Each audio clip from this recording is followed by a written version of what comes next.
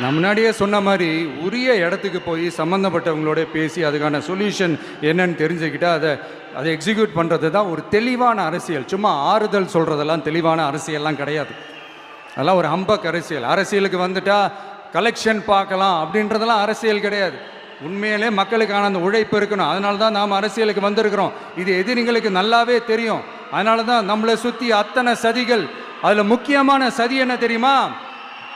இதை பாரு, ஒன்று நீ இல்லைனா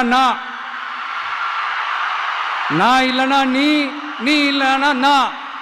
நமக்குள்ள வேற எவனும் நடுவில் வந்துடக்கூடாது. நாம 2 பேரால மட்டும்தான் மக்களை ஈஸியா ஏமாற்ற முடியும். இந்த விஜய் வந்ததுனால நமக்கு பொழப்பே போச்சு. மக்கள் வேற அவனை தான் நம்புறாங்க.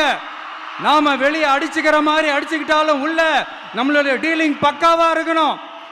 மக்களோட ஃபீலிங்ஸை பற்றிலாம் நமக்கு கவலை இல்லை. நமக்கு டீலிங் தான் முக்கியம். மாற்றி மாற்றி ஆட்சிக்கு வந்துடலாம்னு நினைச்சோம். ஆனால் அது நடக்காது போல் இருக்கு. அதனால நீ என்ன பண்ற? எஸ்ஓபின்னு போட்டு ஒரு பக்கம் அவனை தடுத்துரு, இன்னொரு பக்கம் அவன் மேல பழி போட்டு நானும் தடுத்துடுறேன். என்ன ஓகேவா?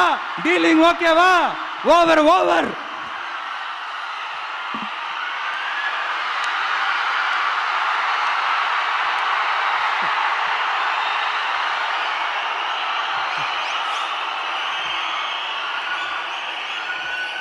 இல்லைங்க, உண்மையிலேயே சிரிக்கிறதா என்ன பண்ணுறதுன்னு எனக்கு தெரியல.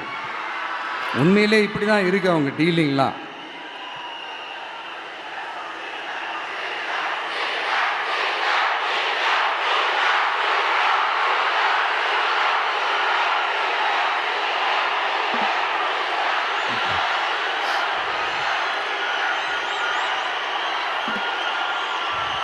இப்படி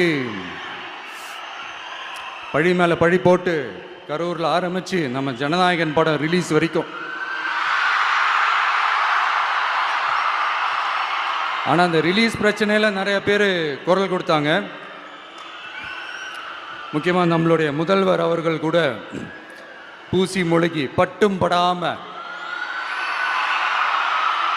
குரல் கொடுத்தாங்க. But what ever it is, குரல் கொடுத்த அவங்களுக்கும் மற்றவங்க எல்லாருக்கும் இந்த நேரத்தில் என்னுடைய நன்றி.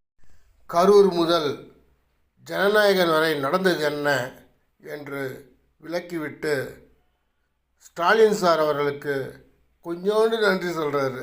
பூசி மொழிகி ஜனநாயகன் படத்துக்கு ஆதரவாக பேசிய ஸ்டாலின் சாருக்கு கொஞ்சமாக நன்றி சொல்கிறாரு.